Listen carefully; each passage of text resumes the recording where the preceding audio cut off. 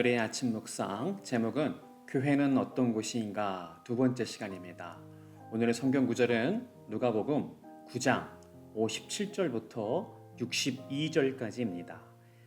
길 가실 때 어떤 사람이 여짜오되 어디로 가시든지 나는 따르리이다. 예수께서 이르시되 여우도 굴이 있고 공중에 새도 집이 있으되 인자는 머리 둘 곳이 없도다 하시고 또 다른 사람에게 나를 따르라 하시니 그가 이르되 나로 먼저 가서 내 아버지를 장사하게 허락하옵소서. 이르시되 죽은 자들로 자기의 죽은 자들을 장사하게 하고 너는 가서 하나님의 나라를 전파하라 하시고 또 다른 사람들이 이르되 주여 내가 주를 따르겠나이다마는 나로 먼저 내 가족을 작별하게 허락하소서. 예수께서 이르시되 손에 쟁기를 잡고 뒤를 돌아보는 자는 하나님의 나라에 합당하지 아니하리라 하시니라. 아멘. 교회는 어떤 곳인가 하는 질문에 대한 이 첫 번째 시간에서는 교회가 하나님의 말씀, 성도의 교제와 서로를 돕는 섬김이 이루어지는 곳이라 말하면서 교회의 기능에 대해서 언급하였습니다. 오늘 두 번째 시간에서는 교회의 구성원들에 대한 이야기를 해보고자 합니다. 어느 조직이나 구성원이 있듯이 당연히 교회에는 교인 혹은 성도라 불리는 구성원들이 있습니다. 대략 20세기 말부터 한국교회의 양적 성장이 멈추고 점차 교인의 숫자가 조금씩 줄기 시작하다가 지난 약 4년여간의 팬데믹 기간이 지난 후에는 눈에 띄게 교인이 줄었다는 통계가 발표되고 있다고 하였습니다. 물론 팬데믹 기간이 가장 큰 영향을 미쳤다는 분석에는 이의가 없을 것입니다. 하지만 이러한 현상이 나타난 모든 이유가 팬데믹이 영향이었다라고 말하기에는 문제가 있습니다. 왜냐하면 지난 20세기에 교회의 양적 성장이 최고로 달하고 있을 때 교회의 모습에 많은 문제가 발견되었기 때문입니다. 교회는 결코 단순히 취미를 위한 교제나 봉사를 위한 센터가 아닙니다. 그런데 지난 세월 많은 교회들이 마치 세상의 조직이나 비즈니스에서 나타나는 모습을 모방하여 단순히 숫자를 늘리기에 급급한 외적 성장에 빠졌던 것입니다. 교회의 구성원인 교인, 성도가 과연 어떤 의미이고 이미 언급한 세 가지 사역을 어떻게 서로 나누며 감당해야 하는지, 그러기 위해서는 어떠한 교육과 훈련, 연단과 대가가 필요한지, 또한 궁극적인 교회의 목적이 무엇인지에 대해서 제대로 이해하지 못하였습니다. 교회라고 번역된 신약 성경의 원어인 헬라어의 뜻은 에클레시아입니다. 이 뜻은 하나님의 택함을 받은 혹은 예수님의 부르심을 받은 사람이란 뜻입니다. 교회는 어떤 곳인가? 첫 번째 시간에 이미 살펴본 베드로의 신앙 고백 이후에 예수님이 세우신 교회는 오늘 성경 본문인 누가복음에서 나타난 것처럼 예수님이 직접 나를 따르라 부르신 제자들로부터 시작되었습니다. 그런데 이때 우리가 한 가지 오해할 수 있는 것은 이렇게 하나님이 택하시고 예수님이 부르신 제자들이 교회의 구성원, 즉 성도들이 된다고 할 때 마치 전문 사역자들만 이에 해당되고 이른바 평신도들은 예수님의 제자가 되지 않아도 교회의 구성원, 즉 교인이나 성도가 될 수 있다고 생각하는 것입니다. 이러한 가르침이 팽배한 현실교회의 모습을 보고 A.W. 토저 목사님은 이단이라고까지 지적하셨습니다. 예수님이 주신 대사명은 다름 아닌 자신이 먼저 예수님의 제자가 되어 모든 민족을 제자로 삼아 예수님이 명령하신 모든 것을 가르쳐 지키게 하는 것, 즉 제자 삼는 일이기 때문입니다. 제자의 재생산이 이루어지는 곳이 바로 교회입니다. 오늘 성경 본문인 누가복음 9장에서는 세 가지 유형의 사람이 나타납니다. 첫 번째 유형은 예수님이 부르신 사람이 아니었습니다.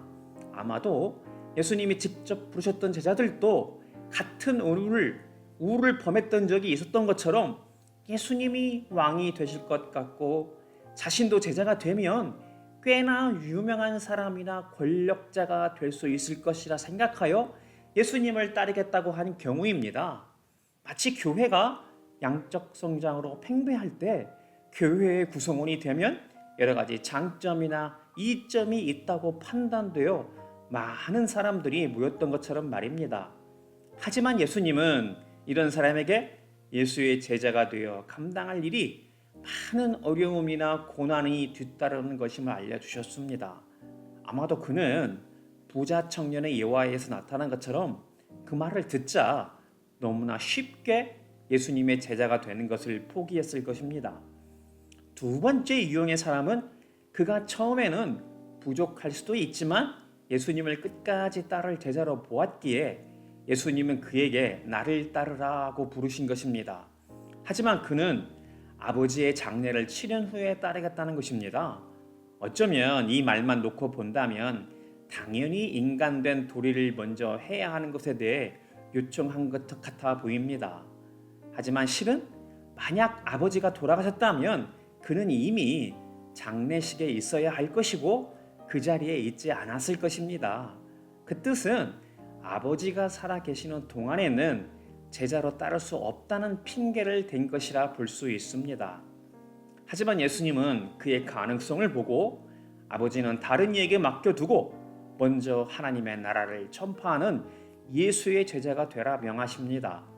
자신의 현재 상황이나 누릴 수 있는 것들을 생각한다면 예수님을 따를 수 없다는 것입니다. 예수님의 제자가 된다는 것은 이 세상의 가치와 목표들을 초월하는 인생에 있어 가장 중요한 일이라는 것을 말씀하시는 것입니다. 마지막 세 번째 유형도 예수님이 부르신 것이 아니라 표면적으로 예수님께 제자가 되겠다고 하는 경우였습니다. 하지만 그는 정작 말하기를 먼저 자신의 가족과 작별하게 해달라고 합니다.